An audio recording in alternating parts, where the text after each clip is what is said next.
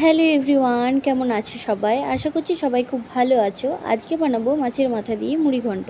প্রথমে মাছের মাথাতে লবণ হলুদ মাখিয়ে নিয়েছি।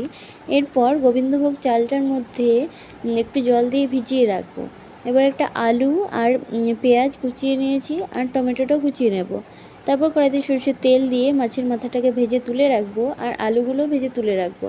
এবার ওই তেলের মধ্যেই কুচানো পেঁয়াজ আর টমেটোটা কুচিটা দিয়ে তারপর বেটে রাখা মশলা আদা রসুন লঙ্কা দিয়ে দেব।